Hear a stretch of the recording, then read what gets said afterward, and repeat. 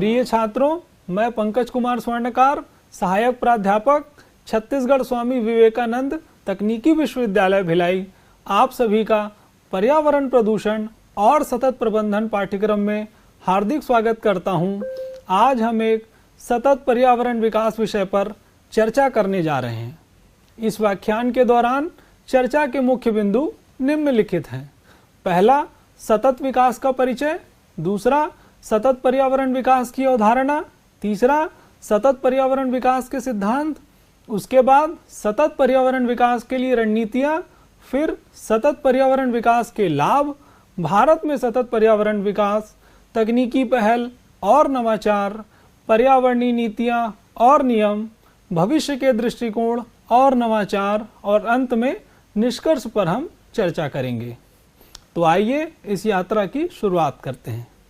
सर्वप्रथम हम सतत विकास के परिचय की चर्चा करते हैं।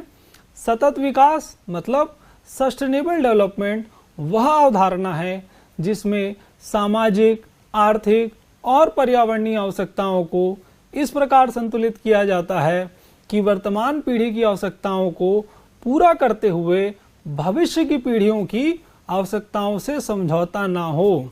यह अवधारणा 1987 में ब्रुंडटलैंड रिपोर्ट के माध्यम से व्यापक रूप से प्रस्तुत की गई है।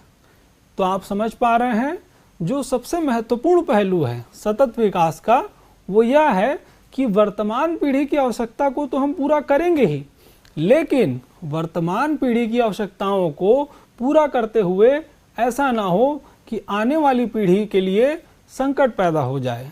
हमें संसाधनों का दोहन इस प्रकार से करना है कि आने वाली पीढ़ियों को भी संसाधनों के उपभोग का अवसर मिल सके। सतत विकास के मुख्य स्तंभ 3 हैं। पहला, आर्थिक विकास। दूसरा, सामाजिक समावेशन। तीसरा, पर्यावरण संरक्षण। आर्थिक विकास मतलब इकोनॉमिक ग्रोथ। इसके अंतर्गत आर्थिक स्थिरता और समृद्धि को सुनिश्चित करना है। सामाजिक समावेशन मतलब सोशल इंक्लूजन। समाज के सभी वर्गों में, चाहे वो उच्च वर्ग हो या निम्न वर्ग हो, सभी को समान अवसर प्रदान करना तथा संसाधनों का समान वितरण करना सामाजिक समावेशन में शामिल है। इसके अलावा पर्यावरण संरक्षण में प्राकृतिक संसाधनों का संरक्षण और ऐसी गतिविधियां जिनसे पर्यावरण का संतुलन बने रहे, उनको बढ़ावा देना है। अब हम सतत पर्यावरण विकास की अवधारणा पर चर्चा करेंगे। सतत पर्यावरण विकास का तात्पर्य, जैसा कि मैंने बताया, ऐसे विकास से है जिसमें प्राकृतिक संसाधनों का संतुलित और विवेकपूर्ण उपयोग किया जाए ताकि पर्यावरणीय क्षति को न्यूनतम किया जा सके और भविष्य में संसाधनों की उपलब्धता सुनिश्चित की जा सके। इसका मतलब वर्तमान पीढ़ी संसाधनों का उपयोग इस तरह से करें कि वर्तमान पीढ़ी की जो भी ज़रूरतें हैं वो तो पूरी हो जाए, लेकिन ऐसा ना हो कि अत्यधिक दोहन होने से भविष्य में आने वाली पीढ़ी के लिए वह संसाधन उपलब्ध ना हो या वह संसाधन इस तरह से प्रदूषित हो जाए कि आने वाली पीढ़ी को परेशानियों का सामना करना पड़े। यह अवधारणा इंजीनियरिंग दृष्टिकोण से निम्नलिखित पहलुओं पर अपना ध्यान केंद्रित करती है। पहला पहलू है प्राकृतिक संसाधनों का संरक्षण, जिसमें जल, वायु, मिट्टी और वनस्पति जैसे प्राकृतिक संसाधनों का संरक्षण और कुशल प्रबंधन शामिल है। इसके अलावा प्रदूषण नियंत्रण। प्रदूषण नियंत्रण अर्थात वायुमंडलीय, जल और मृदा प्रदूषण को रोकने के लिए तकनीकी उपायों का विकास और कार्यान्वयन शामिल है। इसके अलावा जैव विविधता का संरक्षण। इसके अंतर्गत पारिस्थितिक तंत्र की स्थिरता बनाए रखने के लिए विविध जैविक प्रजातियों का संरक्षण शामिल है। अब हम सतत पर्यावरण विकास के सिद्धांतों की चर्चा करेंगे, जिसमें प्रमुख रूप से धारणीयता का सिद्धांत है, समावेशी विकास का सिद्धांत है और अंत में हम क्षेत्रीय संतुलन की चर्चा करेंगे। सर्वप्रथम धारणीयता का सिद्धांत मतलब प्रिंसिपल ऑफ सस्टेनेबिलिटी। हम ऐसे कार्य करें जो सस्टेनेबल हो। तो धारणीयता का सिद्धांत इस विचार पर आधारित है कि प्राकृतिक संसाधनों का उपयोग इस प्रकार से किया जाए कि उनका पुनः उत्पादन अर्थात नवीनीकरण संभव हो। इसका मतलब है हमें अपने पर्यावरण के साधनों को इस प्रकार से प्रबंधित करना चाहिए, इस प्रकार से मैनेज करना चाहिए कि वे भविष्य में भी उपलब्ध रहें।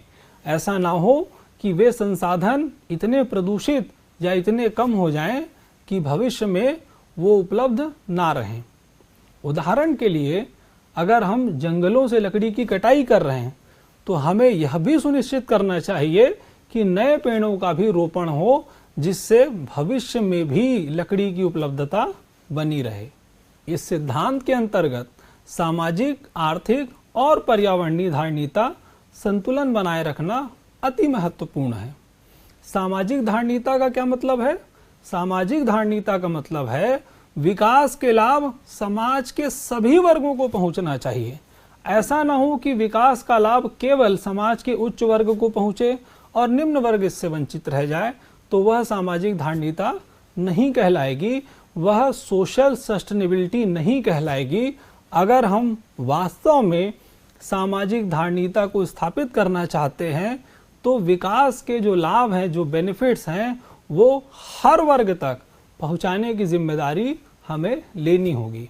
इसके अलावा आर्थिक धारणीयता का सिद्धांत, आर्थिक धारणीयता का मतलब है विकास के कार्यों को आर्थिक रूप से मैनेज करना और लाभकारी अर्थात बेनिफिशियल बनाना।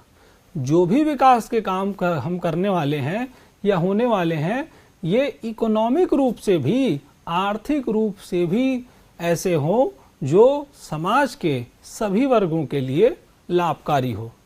पर्यावरणीय धारणीयता का क्या मतलब है? पर्यावरणीय धारणीयता शब्द से आप समझ पा रहे हैं कि यह प्राकृतिक संसाधनों के संरक्षण की दिशा में एक प्रयास है। धारणीयता का सिद्धांत सतत पर्यावरण विकास के मूलभूत सिद्धांतों में से एक है और यह सुनिश्चित करता है कि वर्तमान और भविष्य की पीढ़ियां अपने पर्यावरण के साथ सामंजस्य में रह सके। अगला सिद्धांत है समावेशी विकास।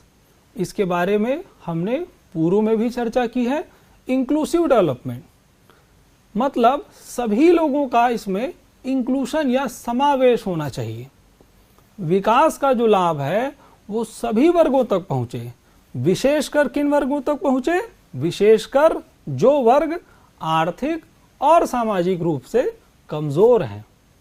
अगर उन तक विकास का लाभ नहीं पहुंचेगा तो समाज के सभी वर्गों का उत्थान नहीं हो पाएगा। तो यह सुनिश्चित करता है कि विकास की प्रक्रिया न्याय संगत और समग्र हो। अगला है क्षेत्रीय संतुलन। विकास के लाभों का समग्र क्षेत्र में समान वितरण सुनिश्चित करना, जिससे कि भौगोलिक और आर्थिक असमानताओं को कम किया जा सके। ऐसा न हो कि किसी एक क्षेत्र में ज़्यादा विकास हो रहा है, वो तो अच्छी बात है, लेकिन उसके कारण दूसरा कोई ऐसा क्षेत्र हो जो विकास से वंचित रह जा रहा है या जहां विकास तुलनात्मक रूप से बहुत कम हो रहा है, तो फिर वह सस्टेनेबल एनवायरमेंटल डेवलपमेंट या सतत पर्यावरणीय विकास को लागू नहीं करेगा। आप समझिए, सभी क्षेत्रों में समान संसाधन की उपलब्धता करवाकर समान विकास और समान संसाधनों का वितरण सुनिश्चित करने का प्रयास होना चाहिए।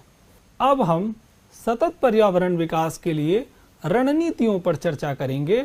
सतत पर्यावरण विकास एक ऐसा विकास है जिसमें समाज के सभी वर्गों के विकास और जैविक और अजैविक तत्वों का विकास शामिल हैं।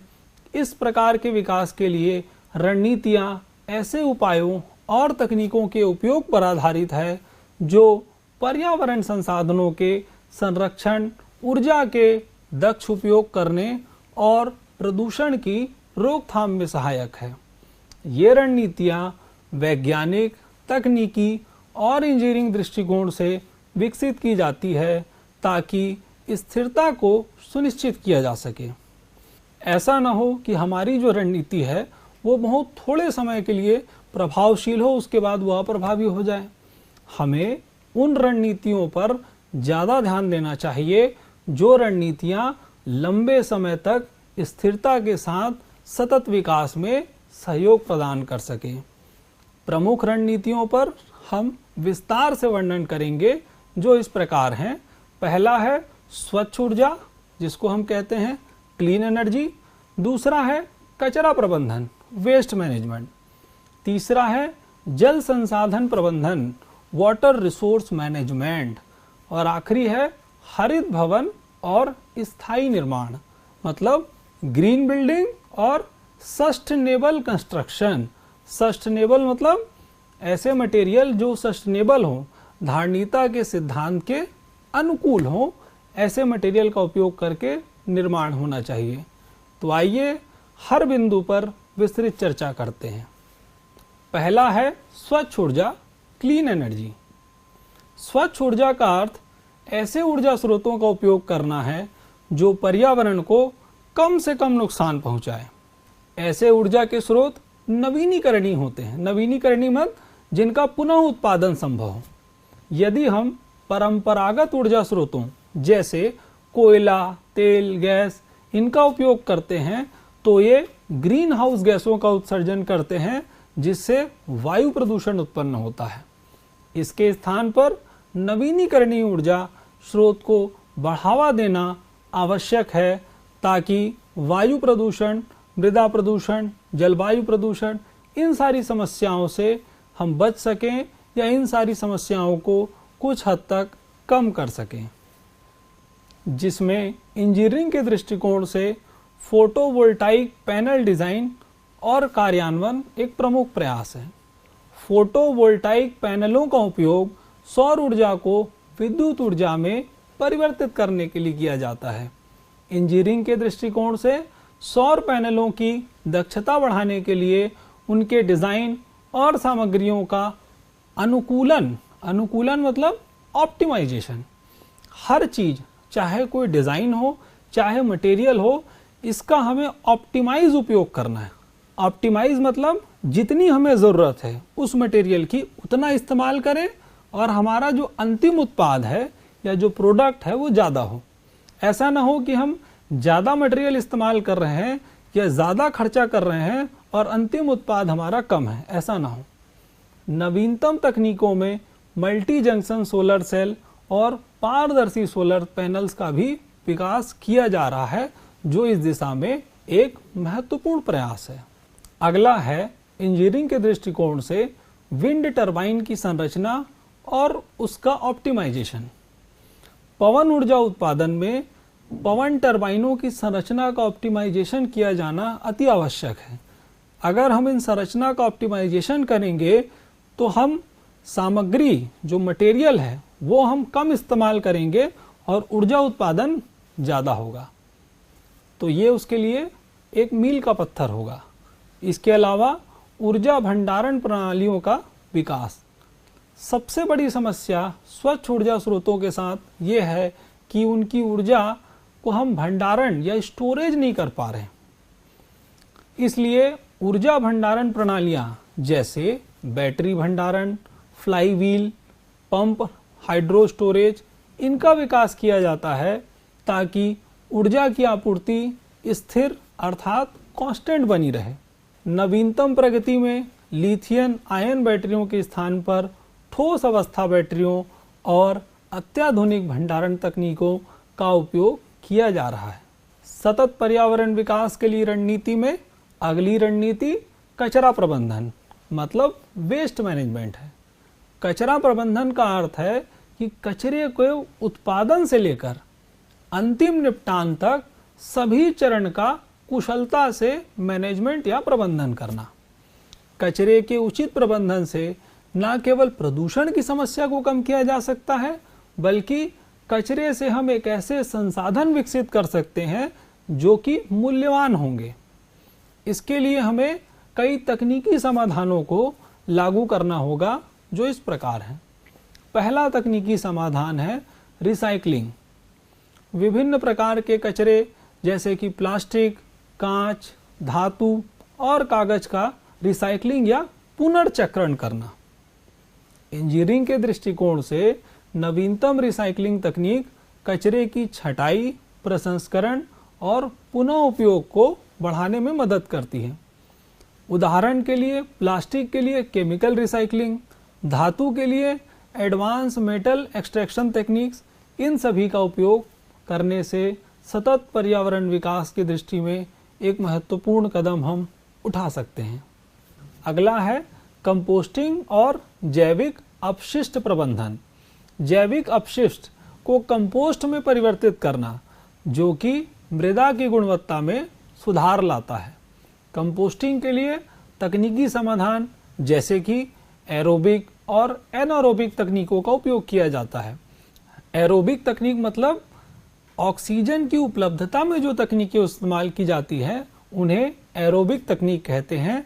ऑक्सीजन की अनुपलब्धता में जो तकनीकें कंपोस्टिंग के लिए इस्तेमाल की जाती हैं उन्हें एनारोबिक कंपोस्टिंग की तकनीक कहते हैं।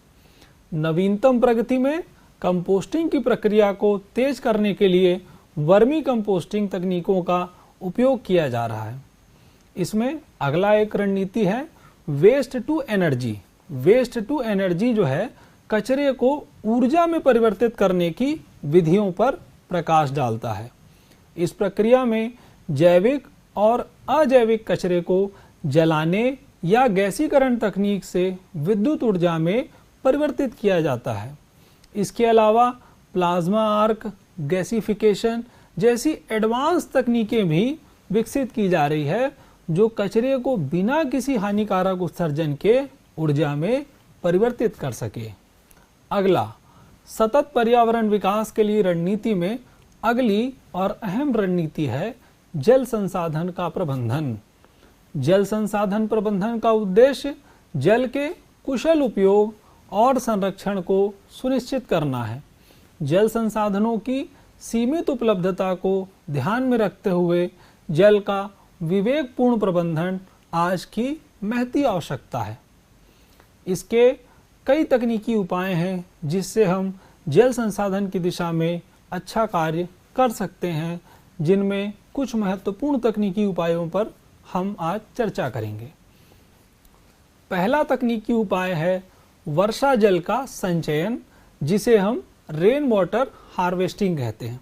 वर्षा जल संचयन के लिए इंजीनियरिंग दृष्टिकोण से छतों और अन्य सतहों जहां पर वर्षा का जल संचित होता है वहां पर संग्रहण प्रणाली का डिजाइन और कार्यान्वयन किया जाता है। नवीनतम प्रणाली में सेंसर आधारित सिस्टम, स्वचालित नियंत्रक का उपयोग किया जा रहा है जो जल संचयन की दक्षता को बढ़ाता है। अगला तकनीकी उपाय है जल शोधन या वाटर प्यूरिफिकेशन की तकनीकें। पीने योग्य जल प्राप्त करने के लिए जल शोधन तकनीकों का हम उपयोग करते हैं। इसमें रिवर्स ऑस्मोसिस, जैसा कि हम देखते हैं हमारे घरों में कई ब्रांड के आरओ प्यूरिफायर लगे रहते हैं। यूवी फिल्ट्रेशन इनमें से एक है, नैनो फिल्ट्रेशन इनमें से एक है। इस तरीके की एडवांस या उन्नत तकनीकों का उपयोग करते हैं। नवीनतम प्रगति में एडवांस मेम्ब्रेन तकनीकों का विकास हो रहा है जो जल शोधन की प्रक्रिया को और अधिक प्रभावी बनाता है। अगला प्रयास है जल का पुनर्चक्रण। पुनर्चक्रण में रिसाइकलिंग या पुनः उपयोग मतलब रीयूज। तो इस प्रयास में उपयोग किए गए जल को पुनः शुद्ध करके पुनः उपयोग के लिए हम तैयार करते हैं। औद्योगिक और शहरी क्षेत्रों में जल पुनर्चक्रण के लिए उन्नत तकनीकों का उपयोग किया जाता है, जैसे grey water recycling, sewage treatment plant. नवीनतम प्रगति में डिसैलिनेशन और एडवांस वाटर ट्रीटमेंट टेक्नोलॉजी का उपयोग किया जा रहा है जो समुद्री जल और अन्य स्रोतों से शुद्ध जल को प्राप्त करने में मदद करते हैं। सतत पर्यावरण विकास की रणनीति में अगला आखिरी रणनीति हम डिस्कस जो करेंगे या चर्चा करेंगे वह है ग्रीन बिल्डिंग और स्थायी निर्माण मतलब सस्टेनेबल कंस्ट्रक्शन। हरित भवन या ग्रीन बिल्डिंग का तात्पर्य ऐसे बिल्डिंग या भवन से है जो ऊर्जा की दक्षता और पर्यावरण के प्रति संवेदनशीलता को ध्यान में रखकर डिजाइन और निर्मित किए जाते हैं। मतलब इन भवनों का जो मेन उद्देश्य है, जो मुख्य उद्देश्य है, वो पर्यावरणीय दुष्प्रभावों को कम करना, ऊर्जा की बचत को बढ़ावा देना है। इसमें प्रमुख इंजीनियरिंग पहलू निम्नलिखित हैं। ऊर्जा प्रभावी सामग्रियों का उपयोग। किसी भी बिल्डिंग को, किसी भी भवन को बनाने के लिए हम विभिन्न प्रकार की सामग्रियों का उपयोग करते हैं। जैसे कि हम आरसीसी बिल्डिंग घर में बनाते हैं तो हमें सीमेंट, रेती, गिट्टी, छड़, सरिया, इन सब चीज़ों का उपयोग होता है। तो ग्रीन बिल्डिंग का कॉन्सेप्ट यह है कि ग्रीन बिल्डिंग के निर्माण में जो ऊर्जा दक्ष मतलब एनर्जी इफिशिएंट सामग्रियों का उपयोग किया जाना चाहिए, जैसे थर्मल इंसुलेशन, लो ई ग्लास और सोलर रिफ्लेक्टिव कूल रूफ्स। ये सामग्री ऊर्जा खपत को कम करने में सहायक होती है और ऊर्जा भवनों की दक्षता को बढ़ाती है। अगला है ऊष्मा पुनर्प्राप्ति, रिकवरी ऑफ हीट, हीट की रिकवरी करने की प्रणाली। भवनों में ऊष्मा पुनर्प्राप्ति प्रणालियां भी स्थापित की जाती है जो वेंटिलेशन और हीटिंग प्रणालियों से बाहर निकलने वाली ऊष्मा को पुनः उपयोग में लाने में सक्षम होती है। इससे ऊर्जा की बचत होती है और हीटिंग सिस्टम की दक्षता बढ़ती है। नवीनतम प्रणालियों में हीट रिकवरी व्हील्स और रीजनरेटिव हीट एक्सचेंजर्स का उपयोग किया जा रहा है। इसके अलावा स्मार्ट ग्रिड और ऑटोमेशन के तरीकों का भी उपयोग किया जा रहा है। हरित भवनों में स्मार्ट ग्रिड और ऑटोमेशन तकनीकों का उपयोग किया जाता है जो ऊर्जा वितरण और खपत को अनुकूलित करती है। स्मार्ट ग्रिड में सेंसर और स्वचालित नियंत्रक का उपयोग किया जाता है जो ऊर्जा की मांग और आपूर्ति के बीच का जो बैलेंस है, संतुलन है, उसको क्या करती है, बनाए रखती है। ऑटोमेशन सिस्टम के माध्यम से प्रकाश, तापमान और अन्य पर्यावरणीय स्थितियों को भी स्वचालित रूप से नियंत्रित किया जा सकता है जिससे ऊर्जा की बचत की जा सके। इन रणनीतियों का उद्देश्य सतत पर्यावरण विकास को प्राप्त करना है जिसमें तकनीकी नवाचार और इंजीनियरिंग दृष्टिकोण की महत्वपूर्ण भूमिका है। यह सारी रणनीतियाँ यह सुनिश्चित करती है कि प्राकृतिक संसाधनों का कुशल उपयोग किया जाए और पर्यावरण पर न्यूनतम प्रभाव पड़े। अब हम सतत पर्यावरण विकास के लाभ की चर्चा करेंगे। सतत पर्यावरण विकास की दिशा में अगर हम आगे बढ़ते हैं तो हमें कई प्रकार के लाभ देखने को मिलते हैं जिनमें प्रमुख हैं पर्यावरण संरक्षण, जिसके अंतर्गत प्राकृतिक संसाधनों का संरक्षण और प्रदूषण में कमी, जिससे पारिस्थितिक तंत्र की स्थिरता या सस्टेनेबिलिटी बनी रहती है। इसके अलावा आर्थिक वृद्धि, सतत विकास में संसाधनों के दीर्घकालिक और कुशल उपयोग से, दीर्घकालिक मतलब लॉन्ग टर्म, कुशल मतलब स्किल्ड यूज, सतत विकास से संसाधनों के दीर्घकालिक और कुशल उपयोग से आर्थिक स्थिरता और विकास सुनिश्चित होता है। उदाहरण के लिए नवीनीकरणीय ऊर्जा स्रोत में निवेश अगर कोई कंपनी करती है तो इससे नौकरियों का सृजन होता है, बेरोजगार को रोजगार मिलता है, जिससे किसी भी कंट्री की इकोनॉमिक ग्रोथ भी प्रमोट होती है। इसके अलावा सतत पर्यावरण विकास के लाभ में समाज कल्याण है। सतत विकास से समाज के सभी वर्गों के लिए समृद्धि और सुरक्षा सुनिश्चित होती है, जैसे कि स्वच्छ जल और वायु की उपलब्धता, स्वास्थ्य सेवाओं में सुधार और शिक्षा के अवसर। इसके अलावा तकनीकी नवाचार भी सतत पर्यावरण विकास के लाभ हैं। सतत विकास की आवश्यकता से नई तकनीकों और नवाचारों का विकास होता है जो पर्यावरणीय समस्याओं का समाधान प्रदान करते हैं।